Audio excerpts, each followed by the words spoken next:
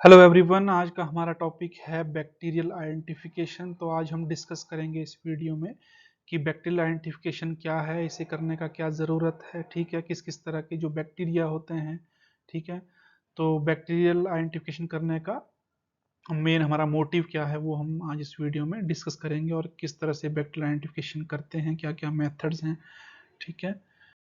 तो सबसे पहले कि वाई बैक्टीरियल आइडेंटिफिकेशन नीडेड, ठीक है। सबसे पहले ये है कि बैक्टीरियल आइडेंटिफिकेशन का ज़रूरत क्यों है, ठीक है। तो सपोज जनरली क्या होता है कि जैसे इसमें पहला पॉइंट है डिजीज डायग्नोसिस के लिए। जैसे मान लीजिए किसी को कोई इन्फेक्शन हो जाता है, या फिर कोई यूरिनरी ट्रैक इन्फेक्शन है, या कोई ब्लड इन्फेक्शन है, ठीक है, या कोई लंग इन्फेक्शन है। तो हम डॉक्टर के पास जाते हैं, तो डॉक्टर हमें रेकमेंड करता है, हमें हम सैम्पलिंग करता है, ब्लड सैम्पलिंग, और वो फिर लैब में उस सैंपल को टेस्ट करने के लिए भेजता है। तो उसका मेन मोटिव यही होता है कि अगर कोई इन्फेक्शन है, उसके अंदर कौन सा बैक्टीरिया है या कोई और कोई माइक्रो ऑर्गेनिज्म है, तो वो कौन सा माइक्रो ऑर्गेनिज्म है जिसकी वजह से इन्फेक्शन हुआ है, ठीक है। जब तक हमें वो माइक्रो ऑर्गेनिज्म या कोई बैक्टीरिया हमें नहीं पता लगेगा, तब तक हम उसका पूरी तरह से ट्रीटमेंट नहीं कर सकते हैं, ठीक है। जैसे ही हमें पता लगता है कि इन्फेक्शन किस वजह से, किस बैक्टीरिया की वजह से है, तो हम क्या है इफेक्टिवली उसका जो है उस डिजीज का ट्रीटमेंट या उस इन्फेक्शन का ट्रीटमेंट कर सकते हैं, ठीक है। तो इसीलिए जो है बैक्टीरियल आइडेंटिफिकेशन ज़रूरी है। और दूसरा, जैसे मान लीजिए हम न्यूज़ में जैसे सुनते हैं कहीं स्कूल में खाना खाने से बच्चे बीमार हो गए, तो फिर उसमें भी इन्वेस्टिगेशन की ज़रूरत है कि जो खाना खाया है या जो खाने का सैंपल लेके लैब में भेजा जाता है, ठीक है, तो उस खाने में या किस तरह का कोई बैक्टीरिया था, या कोई फंगल इन्फेक्शन था, या कोई और कोई टॉक्सिन था। तो उससे हम आइडेंटिफाई कर सकते हैं कि कौन सा बैक्टीरिया था, या कोई साल्मोनेला स्पीशीज थी, या कोई इकोलाई स्पीशीज थी, या कोई फिकल जो इकोलाई बैक्टीरिया थे वो रिस्पॉन्सिबल है, कौन से बैक्टीरिया रिस्पॉन्सिबल है, सो दैट कि नेसेसरी एक्शन लिए जा सकें, ठीक है।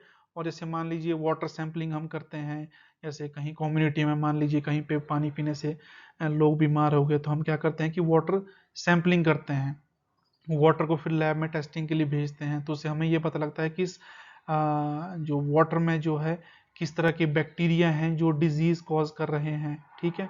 तो उससे फिर हम क्या है इफेक्टिवली उसका जो है उसका क्या हम ट्रीटमेंट, वाटर का ट्रीटमेंट कर सकते हैं प्रॉपर हम केमिकल से, ठीक है।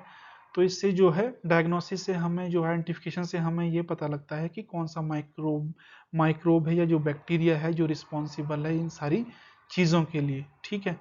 तो सबसे पहला है कि डिजीज डायग्नोसिस में, ठीक है, या किसी कोई डिजीज आउटब्रेक होता है कहीं पे, ठीक है, कहीं पे मान लीजिए कहीं कोई डिजीज आउटब्रेक हुआ है, कहीं पे कोई उल्टी दस्त लगे हैं, ठीक है, या फिर कोई और तरह कोई रेस्पिरेटरी का इन्फेक्शन कहीं पे हुआ है, ठीक है।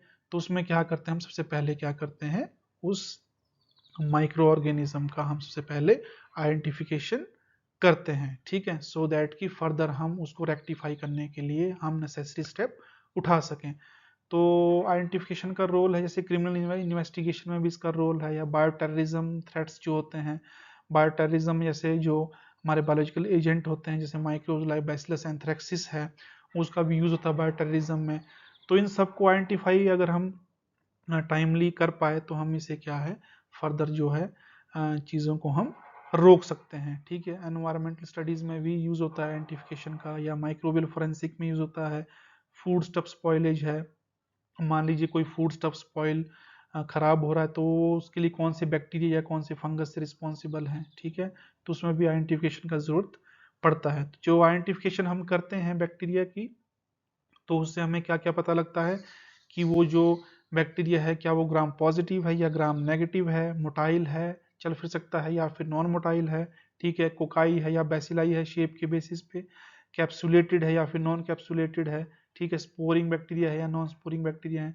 तो ये सारी चीज़ें हमें पता लगती हैं जब हम आइडेंटिफिकेशन प्रोसेस करते हैं, ठीक है। तो सबसे पहले आइडेंटिफिकेशन प्रोसेस में हम क्या करते हैं, बैक्टीरिया जो भी हमारे पास कल्चर है, ठीक है, उसको हम क्या करते हैं उसकी प्योर क्लोनिज प्योर फॉर्म में उसको लाने के लिए हम क्या करते हैं उसकी जो है स्ट्रीकिंग करते हैं, जो सॉलिड मीडिया रहता है उस पर। तो जनरली जो हमारी लैब्स में जो सॉलिड मीडिया अवेलेबल रहते हैं, जैसे कि ब्लड अगार है, मैकोंकी अगार है, ठीक है, न्यूट्रिएंट अगार है, ये मीडिया जो है इजीली प्रिपेयर हो सकते हैं, और ये जो है हर जगह आपको लैब में इजीली मिल जाते हैं। तो इन पे हम क्या करते हैं, सबसे पहले उस कल्चर को ग्रो करते हैं। तो ये एक इनिशियल स्टेप है किसी भी बैक्टीरिया को आइडेंटिफाई करने के लिए, ठीक है। सबसे पहले हम उनको ग्रो करेंगे सो दैट कि हमें जो है आइसोलेटेड कॉलोनीज मिले बैक्टीरिया की एक प्योर फॉर्म में, सो दैट कि हम फर्दर उसको आइडेंटिफाई कर सकें। तो ये इस तरह से हम स्ट्रीकिंग करते हैं, ठीक है। जैसे कि आप यहाँ प्लेट में देख सकते हैं, ये सॉलिड मीडिया की प्लेट्स हैं, ठीक है। इसमें हम स्ट्रीकिंग करते हैं अपने बैक्टीरिया की। ये सारी जो प्रोसेस होता है ये एसेप्टिक एनवायरनमेंट में होता है, जैसे कि बायोसेफ्टी या बायो LF जो लेमिनर एयर फ्लो है या फिर बायोसेफ्टी कैबिनेट है, उसके अंडर में ये सारे प्रोसीजर होता है, सो दैट कि कोई अननेसेसरी कंटामिनेशन ना हो, ठीक है। तो जो किस तरह से हम ये स्ट्रीकिंग करते हैं ये मैं ऑलरेडी डिस्कस कर चुका हूँ। कल्चर मेथड इन माइक्रोबायोलॉजी करके एक वीडियो है, तो आप वीडियो सेक्शन में जाके वो देख सकते हैं किस तरह से हम स्ट्रीकिंग करते हैं, ठीक है। तो जो दूसरा हम स्टेप है, तो हम क्या करते हैं, जो हमने स्ट्रीकिंग किया प्लेट पे, जैसे कि ब्लड अगार है, न्यूट्रेंट अगार है या मैकोंकी अगार है, उन पे जो हमने स्ट्रीकिंग किया कल्चर का, उसको हम क्या करते हैं, फर्दर इंक्यूबेट करते हैं इनक्यूबेटर में फॉर 37 डिग्री सेल्सियस पे, और जनरली 24 घंटे के लिए हम उसको इंक्यूबेट करते हैं, ठीक है। तो 24 घंटे के बाद जब हम देखेंगे, जैसे कि ये न्यूट्रेंट अगार की प्लेट्स है, तो हमें इस तरह से कुछ कॉलोनीज दिखेंगी बैक्टीरिया की। तो ये जो कॉलोनीज हैं ये जो है प्योर फॉर्म में है, बैक्टीरियल की कॉलोनीज हैं, आइसोलेटेड कॉलोनीज हैं, ठीक है। तो ये न्यूट्रेंट अगार है। वैसे ही जैसे ये ब्लड अगार है, ब्लड अगार पे भी आप एक कॉलोनीज बैक्टीरिया की देख सकते हैं, जो हमने स्ट्रीकिंग करी थी और इन प्लेट्स को इनक्यूबेट किया था। तो नेक्स्ट डे जब हम देखेंगे तो इस तरह से हमें आइसोलेटेड कॉलोनीज बैक्टीरिया की मिल जाएंगी। तो ये जो कॉलोनीज हैं ये प्योर फॉर्म है इस बैक्टीरिया की, जो भी बैक्टीरिया हम आइडेंटिफाई करने जा रहे हैं, ठीक है। तो फिर दूसरा है कि जो हमने ये ग्रो किया बैक्टीरिया को न्यूट्रेंट अगार पे, ब्लड अगार पे या मैकोंकी अगार पे या किसी और दूसरे मीडिया पे, तो उस पर हम देखते हैं कि जो कॉलोनी करेक्टरिस्टिक्स हैं, कॉलोनी किस तरह की है। क्योंकि हमें क्या है कि काफ़ी इंफॉर्मेशन हमें जो है बैक्टीरियल कॉलोनी की शेप के, उसका साइज क्या है, ठीक है, सर्कुलर है या पिन पॉइंट है या फिलामेंटस टाइप कॉलोनीज हैं, इरेगुलर हैं, राइजॉइड टाइप है, स्पिंडल टाइप हैं, या फिर उनका एलिवेशन क्या है, फ्लैट हैं, रेज्ड हैं या कॉन्वेक्स टाइप हैं, ठीक है, पल्विनेट टाइप है, ठीक है। उसके मार्जिन किस तरह के हैं जो कॉलोनी है, एंटायर है या फिर अनड्यूलेट है, इरेगुलर है, फिलामेंटस है, किस तरह की वो जो कॉलोनी कैरेक्टरिस्टिक्स है। तो जो कॉलोनी हम देखेंगे प्लेट पे, तो हम जो विजुअल इंस्पेक्शन करेंगे उस प्लेट का, उसके प्लेट उसके बेस पे हम ऑब्जर्वेशन अपनी नोट कर सकते हैं कि हमारी किस तरह की जो कॉलोनीज है वो कॉन्वेक्स है या स्मूथ है, शाइनी है, ठीक है, पिन पॉइंट है या लार्ज है, स्मॉल है, ठीक है, राउंडेड है या इरेगुलर है। तो उसके बेस पे भी हम कुछ हद तक आइडिया लगा सकते हैं कि ये हमारा ऑर्गेनिज्म कौन सा हो सकता है, ठीक है। तो जैसे कि यहाँ पे हम देख सकते हैं कि ये मैंने एग्जांपल के लिए एक प्लेट, जैसे ब्लड अगार की ये प्लेट है, ठीक है। तो इस पे हमने बैक्टीरिया ग्रो किया था, जैसे बैसिलस एंथ्रेक्सिस का है ये। तो इसकी हम जैसे कॉलोनीज हम देख सकते हैं कि ये जो है लार्ज कॉलोनीज हैं और ये इरेगुलर सी कॉलोनीज हैं, ठीक है। जैसे आप देख सकते हैं ये इरेगुलर कॉलोनीज की जो मार्जिन है वो इरेगुलर से हैं, ठीक है। और ये ओपैक सी कॉलोनीज हैं, ठीक है। और दूसरी तरफ अगर हम यहाँ पे देखें, ये है यर्सीनिया पेस्टिस की कॉलोनीज। तो ये कैसी हैं, ये सर्कुलर हैं, इरेगुलर नहीं है, और शाइनी सी हैं, वाइटिश सी हैं, ठीक है। तो इस तरह से हम डिफ्रेंशिएट कर सकते हैं कॉलोनी के बेस पे कि हमारी जो कॉलोनीज हैं वो किस तरह अपियर हो रही हैं। जैसे यहाँ पे ये जो बैसिलस एंथ्रेक्स की कॉलोनी है, ये फ्रॉस्टेड ग्लास अपीयरेंस हमें दे रही है, ठीक है। मतलब एक ओपैक सा अपीयरेंस है, ठीक है। तो ये इरेगुलर, अगर मोटा मोटा हम यहाँ पे डिफरेंस देखें बैसिलस एंथ्रेक्सिस और यर्सीनिया पेस्टिस के बीच में, तो ये थोड़ी लार्ज कॉलोनीज हैं और इरेगुलर हैं। जहाँ तक हम यहाँ यर्सीनिया पेस्टिस की बात करते हैं, तो इसकी कॉलोनीज जो है थोड़ी सी छोटी हैं एंथ्रेक्सिस एज कम्पेयर टू बैसिलस एंथ्रेक्सिस, और ये थोड़ी, और ये कैसी है, स्मूथ और शाइनी है, ठीक है। ये ओपैक हैं ये भी, और इनके जो मार्जिन है वो कैसे हैं, रेगुलर स्मूथ हैं, ठीक है। तो इस तरह से कहने का मतलब ये है कि कॉलोनी करेक्टर को देख के भी हम काफ़ी हद तक जो है हम अपना जो माइक्रोऑर्गेनिज्म है, जो बैक्टीरिया है, उसके बारे में हम कुछ हद तक पता लगा सकते हैं कि ये बैक्टीरिया कौन सा हो सकता है या प्रोबेबिलिटी कौन से बैक्टीरिया की हो सकती है। ठीक है। दूसरा है कि जो lactose fermentation and pigmentation on media, इसके बेस पे भी हम काफी हद तक प्रेडिक्ट कर सकते हैं कि हमारा जो बैक्टीरिया है कौन सा है। ठीक है। जैसे मैकोंग की अगार जिसपे हम बैक्टीरिया को ग्रो करते हैं। ठीक है। तो अगर जैसे हमने यहाँ पे हम देख सकते हैं कि ये जो है पिंक कॉलोनीज शो कर रहा है। ठीक है। MacConkey agar with pink colonies of E coli due to lactose fermentation. ठीक है। तो सबसे पहले हम मैकोंग के अगार की प्लेट देखेंगे। ठीक है। हम देखेंगे उसमें पिंक कॉलोनीज है या नहीं है। ठीक है। पिंक कॉलोनीज क्यों होती हैं? अगर उसमें पिंक कॉलोनीज है दैट मीन्स क्योंकि जो मैकोंग के अगार होता है उसमें लैक्टोज होता है एक कंपोनेंट।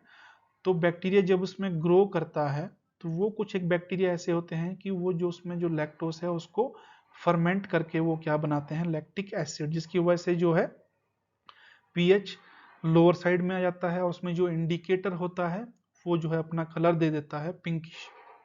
ठीक है। जिससे क्या है कि ये जो है कॉलोनीज कैसे दिखती हैं, पिंकिश इन कलर। ठीक है। तो इससे हमें एक आइडिया लग जाता है कि जो हमारा बैक्टीरिया है वो जो है लैक्टोज फर्मेंटिंग बैक्टीरिया है। तो हम अपनी लिस्ट में देख सकते हैं कि लैक्टोज फर्मेंटिंग बैक्टीरिया कौन कौन से हैं। ठीक है। तो उससे भी हमें एक आइडिया लग जाता है कि हमारा जो बैक्टीरिया है वो लैक्टोज फर्मेंटिंग है और ये हमारे जो है बैक्टीरिया जो कि लैक्टोज को फर्मेंट करते हैं। तो मतलब एक फर्दर जो है एक फर्दर स्टेप में हम आगे चले जाते हैं जब हम आइडेंटिफिकेशन की बैक्टीरिया की करते हैं। ठीक है। तो जैसे कि ई कोलाई एक बैक्टीरिया है जो कि लैक्टोज फर्मेंट करता है और ये जो है मैकोंग के अगार में ये जो है पिंक अपीयर होता है। ठीक है। और फिर जैसे कि हम यहाँ पे देख सकते हैं कि न्यूट्रिएंट अगार की प्लेट है। ठीक है। और यहाँ पे जो आप ग्रीनिश सा ये देख रहे हैं, ये ग्रीनिश सा कलरेशन आप देख सकते हैं इस पे प्लेट पे। तो ये क्यों है? तो ये क्या होता है कि जब हम इस पे जो है सूडोमोनास ओरिजिनोसा को जब हम ग्रो करते हैं न्यूट्रिएंट अगार प्लेट पे, तो सूडोमोनास में क्या होता है, पिगमेंट होता है पायोवर्डिन और एक पायोसाइनिन भी होता है जो कि ब्लूइश कलर देता है। जो पायोवर्डिन है वो ग्रीनिश कलर देता है।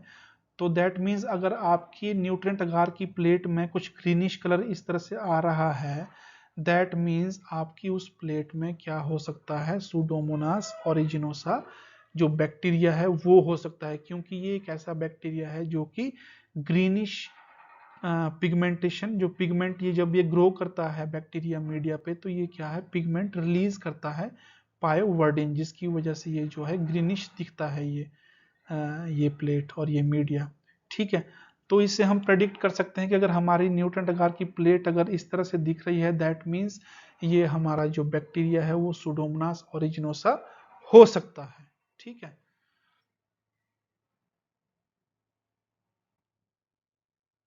फिर हम ब्लड अगार को पकड़ लेते हैं। ठीक है। ब्लड अगार पे हम ऑब्जर्वेशन देखेंगे। तो ब्लड अगार में हम जनरली बैक्टीरिया को क्यों ग्रो करते हैं उसमें हम देखते हैं कि जो बैक्टीरिया उसमें ग्रो हुआ है, जो कॉलोनीज हैं, क्या वो हिमोलाइसिस शो कर रही हैं या नहीं है। दैट मीन्स हमारा जो बैक्टीरिया है क्या वो हिमोलाइटिक है या फिर नॉन हिमोलाइटिक है। ठीक है। तो जैसे कि हम यहाँ पे देख सकते हैं ये पहली प्लेट जो है ब्लड अगार की है, तो इसमें आप ये जो कॉलोनीज है बीच में इसके चारों तरफ आप एक ट्रांसपेरेंट सा जोन देख रहे हैं। तो ये क्या है, ये हिमोलाइसिस है। ठीक है। दैट मीन्स जो बैक्टीरिया इसमें ग्रो कर रहा है वो जो है हिमोलाइसिस कॉज कर रहा है, जो भी आरबीसीज हैं ठीक है मीडियम में उनको ये रप्चर कर रहा है जिससे कि ट्रांसपेरेंट एक जोन बन रहा है। तो इससे हमें ये पता लग गया कि जो हमारा बैक्टीरिया है वो कैसा है, हिमोलिटिक है। ठीक है। तो मतलब हम एक स्टेप और नजदीक पहुंच गए आइडेंटिफिकेशन के। तो अभी तक हमें क्या क्या पता लगा, ठीक है, ग्राम जो हमने बैक्टीरिया को ग्रो किया उसकी कॉलोनी के बेस पे हमने देखा कि उसकी कॉलोनीज किस तरह से हैं। ठीक है। फिर हमने उसको न्यूट्रिएंट अगार पे देखा कोई पिगमेंटेशन है या नहीं है। फिर हमने उसको मैकोंग के अगार पे देखा कि वो लैक्टोज फर्मेंटेशन कर रहा है या नहीं। फिर हमने उसको ब्लड अगार पे देखा बैक्टीरिया को कि वो हिमोलिटिक है नॉन हिमोलिटिक है। तो हमें काफ़ी सारी चीज़ें पता लग गई। ठीक है। इन्हीं सारी चीज़ों के बेस पे हम फर्दर जो है एक स्टेप और नज़दीक पहुंचते हैं अपने बैक्टीरिया के आइडेंटिफिकेशन पे। वैसे ही यहाँ पे भी आप देख सकते हैं क्लियर जोन जो चारों तरफ दिख रहा है कॉलोनी के, ये क्या है, हिमोलाइसिस है। ठीक है। दैट मीन्स हमारा जो बैक्टीरिया है that is haemolytic in nature. फिर फर्दर ये है, अगर फर्दर जो स्टेप है आइडेंटिफिकेशन में उसमें जैसे कि मान लीजिए ग्राम स्टेनिंग हमने फर्दर करना है, तो हम क्या कर सकते हैं, जो डायरेक्ट हमारी प्लेट है जैसे न्यूटन अगार की प्लेट है, उसमें से क्या हम कॉलोनी को पिक कर सकते हैं, उससे हम स्लाइड प्रिपेयर कर सकते हैं, ठीक है, और हम ग्राम स्टेनिंग करके ऑब्जर्व कर सकते हैं। दूसरा तरीका ये है कि अगर सपोज हमें काफ़ी ज़्यादा क्वांटिटी में जो है कल्चर, प्योर कल्चर चाहिए, तो उसके लिए हम क्या करते हैं कि प्योर एक कॉलोनी को उठाते हैं। सपोज हमने न्यूटन अगार से एक प्योर जो आइसोलेटेड कॉलोनी को उठाया, उसको हमने पेप्टोन वाटर में इमल्सिफाई किया, और उस पेप्टोन वाटर को हम अगेन ओवरनाइट जो है इंक्यूबेशन में रख देते हैं। उससे क्या है कि हमारा नेक्स्ट डे एक कल्चर तैयार हो जाता है, प्योर कल्चर, जिसको हम फर्दर यूज कर सकते हैं फॉर ग्राम स्टेनिंग या फिर बायोकेमिकल टेस्टिंग या फिर दूसरे जो भी आइडेंटिफिकेशन जो भी प्रोसीजर्स हैं, ठीक है। तो फिर आता है ग्राम स्टेनिंग, ठीक है। ग्राम स्टेनिंग ऑलरेडी मैं डिस्कस कर चुका है, इसकी एक सेपरेट मैंने अलग एक वीडियो बनाई है, तो आप मेरी वीडियो को देख सकते हैं। तो ग्राम स्टेनिंग से हमें पता लगता है क्या, कि हमारा जो बैक्टीरिया है वो ग्राम पॉजिटिव है या फिर वो ग्राम नेगेटिव है। दूसरा हमें उससे क्या पता लगता है ग्राम स्टेनिंग से, कि बैक्टीरिया की शेप कैसी है, क्या वो कोकाई है, ठीक है, राउंडेड फॉर्म में है, या फिर वो क्या है, बेसिलाई है, ठीक है, या फिर कोई कॉमा शेप है, या फिर स्पाइरोकीट्स है, स्पाइरल फॉर्म में है। तो ये सारी चीजें हमें क्या है, ग्राम स्टेनिंग से पता लगती हैं, ठीक है। ग्राम स्टेनिंग में जनरली ग्राम पॉजिटिव वो आपको पर्पल कलर में दिखेंगे, क्योंकि जो ग्राम पॉजिटिव जो बैक्टीरिया होते हैं उसमें जो पेप्टिडोग्लाइकेन लेयर वो थिक होती है, और इसमें लिपिड कंटेंट बहुत कम होता है, ठीक है, जिसकी वजह से ये क्या है, प्राइमरी स्टेन को जो है रिटेन करके रखता है, उसको डीकलराइज नहीं होने देता, जिसकी वजह से ये दिखते हैं कैसे, डार्क पर्पल, ठीक है। जबकि जो ग्राम नेगेटिव बैक्टीरिया होते हैं, इसमें जो है पेप्टिडोग्लाइकेन जो लेयर होती है वो काफी थिन होती है, और इसमें जो लिपिड कंटेंट है वो बहुत ज्यादा होता है, जिसकी वजह से ये जो है प्राइमरी स्टेन को रिटेन नहीं कर पाता है, और वो वॉश आउट हो जाता है ड्यूरिंग डीकलराइजेशन स्टेप में, और ये फिर सेकेंडरी स्टेन को जो है ले लेता है, जिसकी वजह से ये दिखता है कैसा, पिंक या फिर रेडिशन कलर, जो भी सेकेंडरी स्टेन का कलर रहेगा, ठीक है। तो ये सारा एक सेपरेट वीडियो में, ग्राम स्टेनिंग की वीडियो में डिस्कस किया है, तो आप वहां जाके वो देख सकते हैं कि इसका प्रिंसिपल क्या है, ठीक है, ग्राम पॉजिटिव बैक्टीरिया क्या होते हैं, नेगेटिव क्या होते हैं। तो हमने ग्राम स्टेनिंग करी, ग्राम स्टेनिंग के बेस पे हमें क्या पता लगा कि वो जो है बैक्टीरिया वो कोकाई है, मतलब राउंडेड फॉर्म में है। उसमें भी फर्दर अगर तो वो चेन में है, ठीक है, या फिर इस तरह से ग्रेप्स के गुच्छे की फॉर्म में है, या टेट्राडर की फॉर्म में है, ठीक है, या फिर वो रॉड की फॉर्म में है, इस तरह से या दो रॉड जुड़े हुए हैं, या वो सिंगल रॉड है, या फिर चेन्स है रॉड की। तो इस तरह से हमें पता लग जाता है, या फिर वो स्पाइरोकीट्स इस तरह से कुछ दिखते हैं। तो ग्राम स्टेनिंग से हमें दो तीन चीजें पता लगती है, पहली तो शेप, ठीक है, कोकाई है या फिर बेसिलाई है या फिर स्पाइरल है, ठीक है, और दूसरा पॉजिटिव है या फिर वो नेगेटिव है, ठीक है। तो जैसे कि यहाँ पे कोकाई आपको राउंड फॉर्म में दिखेंगे, और बेसिलाई आपको रॉड शेप में दिखेंगे, ठीक है, विब्रियो आपको कॉमा शेप में दिखेंगे, और कोको बेसिलाई जैसे कि वॉर्टल अपर्टुसिस है, कोको बेसिलाई मीन्स ना तो वो ट्रूली कोकस है, ना वो ट्रूली रॉड शेप है, वो उनके बीच में इंटरमीडिएट एक फॉर्म रहती है, वो इस तरह से कुछ दिखेगा, ठीक है, इसे कहते हैं कोको बेसिलाई। जैसे वॉर्टल अपर्टुसिस एक ऑर्गेनिज्म है, वो कोको बेसिलाई टाइप फॉर्म में रहता है, या फिर वो स्पाइरल फॉर्म में है, ठीक है, या स्पाइरोकीट्स, या फिर वो इस तरह से है। तो ये सारी चीजें हमें जो है ग्राम स्टेनिंग में पता लग जाती हैं। फिर आती है ऑब्जर्वेशन की बारी। जो ग्राम स्टेनिंग हमने करी है उसको जब हम ऑब्जर्व करते हैं ऑयल इमर्शन में 100x पे, ठीक है, तो वो कुछ इस तरह से दिखेंगे। तो मान लीजिए आपको ये फील्ड दिख रही है, दैट मीन्स इस फील्ड से हमें क्या पता लग रहा है, कि एक तो ये जो है कोकाई है, क्योंकि ये राउंडेड फॉर्म में है, और ये जो है ग्राम पॉजिटिव है, ठीक है।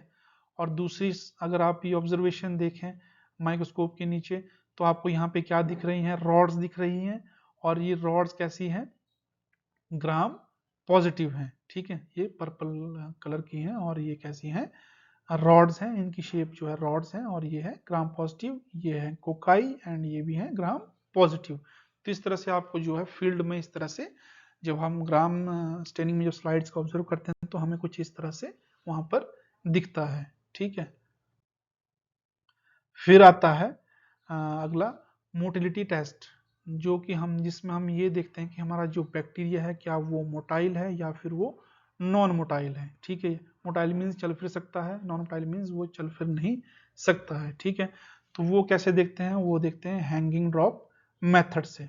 ठीक है, इसमें हम सबसे पहले क्या करते हैं, जो हमारी पेप्टोन वाटर में जो बैक्टीरिया की प्योर कल्चर की जो ग्रोथ है वो हम लेते हैं इनोकुलेटिंग वायर लूप से। ये सारा जो प्रोसीजर है वो जो है एसेप्टिक कंडीशन में होता है। ठीक है, तो ये स्टीराइल हम लेते हैं इनोकुलेटिंग वायर लूप, इससे हम एक ड्रॉप लेते हैं, उसे हम रखते हैं किस पे, कवर स्लिप पे।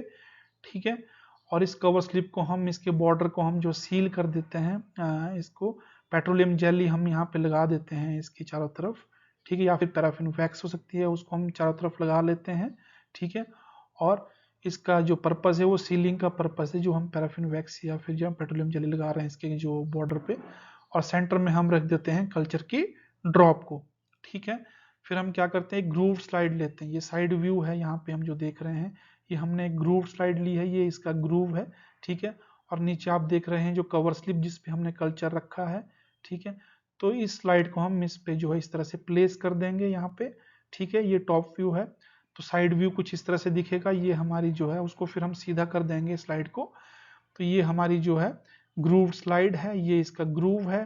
ठीक है, और ये ऊपर आपको कवर स्लिप दिख रही है, और ये सीलिंग के लिए जो हमने पेट्रोलियम जेली यूज किया वो यहाँ पे आपको दिख रहा है, और ये यहाँ पे बीच में आपको दिख रही है हैंगिंग ड्रॉप, मतलब अंदर एक वैक्यूम सा क्रिएट हो जाता है जिसमें जो है ड्रॉप हैंग करती है। ठीक है, जो कि कवर स्लिप के साथ चिपकी हुई है। तो जब हम इसको क्या करेंगे, इसको फिर हम ऑब्जर्व करते हैं 10x पे माइक्रोस्कोप के नीचे, फिर फर्दर हम इसको जो है 40x पे एडजस्ट करके देखते हैं। ठीक है, तो हमें यहाँ पे जो है इस तरह से जो है ड्रॉप का एज दिखेगा, और एज के साथ ही अंदर को आपको यहाँ पे जो है अपने बैक्टीरिया नजर आ जाएंगे। ठीक है, अगर तो वो मोटाइल होंगे तो वो मूव कर रहे होंगे, यहाँ पे किसी की मोटिलिटी फास्ट होती है, किसी की स्लो होती है, तो आपको आराम से देखने का ज़रूरत है। ठीक है, और अगर वो नॉन मोटाइल हुआ तो वो एक जगह ही बैक्टीरिया वहाँ पे पड़ा रहेगा।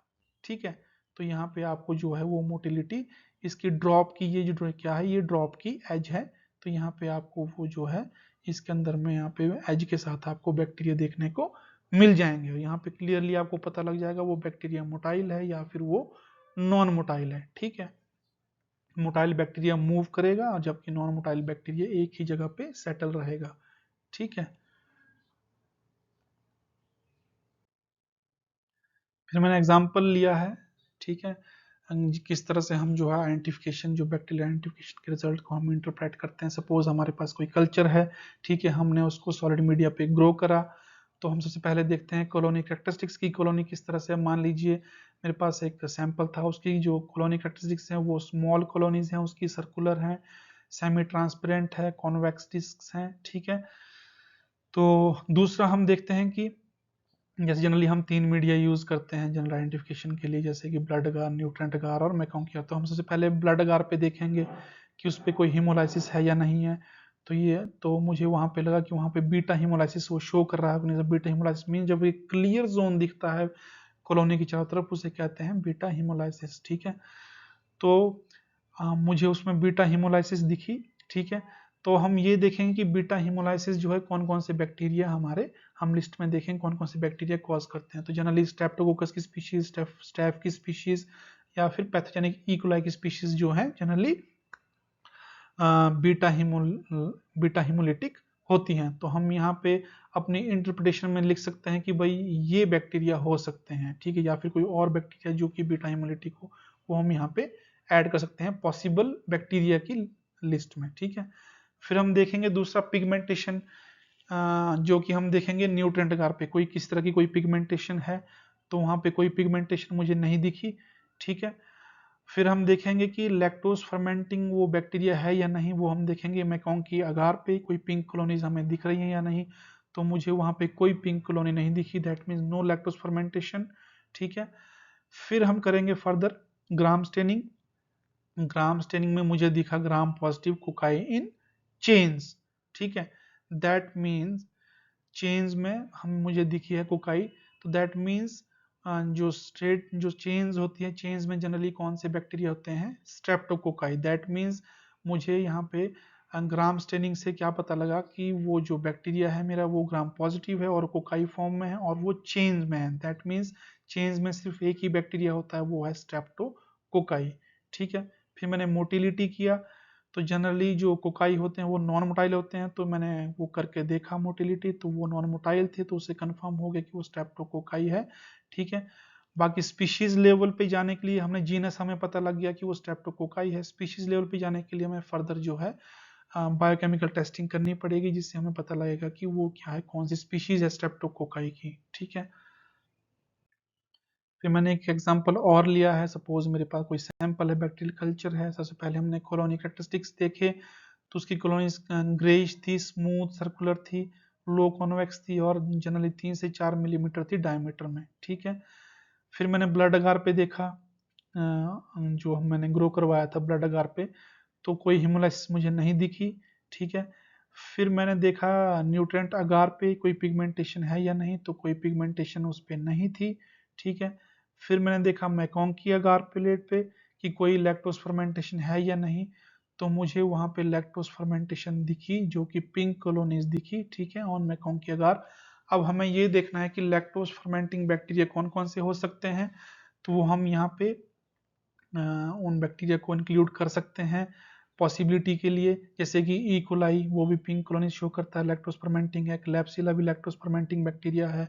एंटीरोबैक्टर की स्पीशीज भी लैक्टोज फर्मेंटिंग है, या कोई और भी बैक्टीरिया है वो भी हम ऐड कर सकते हैं जो भी लैक्टोज फर्मेंटिंग है। ठीक है, तो फिर हमने उसके बाद किया ग्राम स्टेनिंग, तो ग्राम स्टेनिंग में मुझे दिखा ग्राम नेगेटिव रॉड्स। ठीक है, तो फर्दर ग्राम नेगेटिव रॉड्स और पिंक कॉलोनीज वो किस किस की हो सकती हैं, तो जनरली ई कोलाई, क्लैप्सिला, एंटीरोबैक्टर, ये कंटिन्यू रहा मेरा। ठीक है, इंटरप्रिटेशन में जो एक पॉसिबिलिटी हो सकती है। ठीक है, फिर मैंने लास्ट में चेक किया मोटिलिटी, कि मेरा जो बैक्टीरिया है वो मोटाइल है या नहीं है, तो जो मेरा जो बैक्टीरिया था वो मोटाइल था।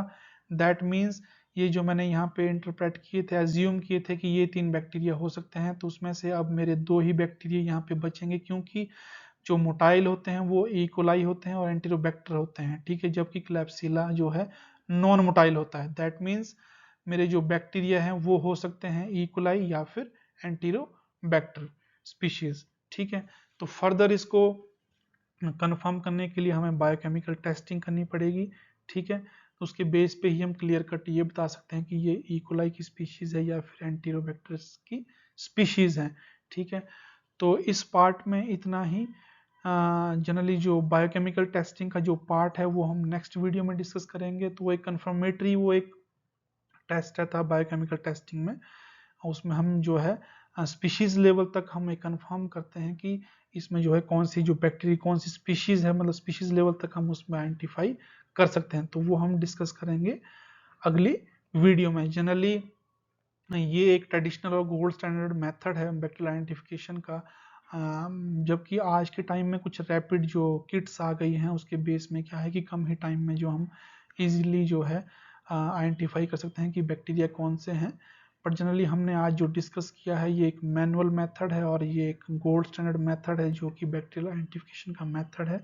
ठीक है, जो वाइडली जो यूज़ होता रहा है आइडेंटिफिकेशन में।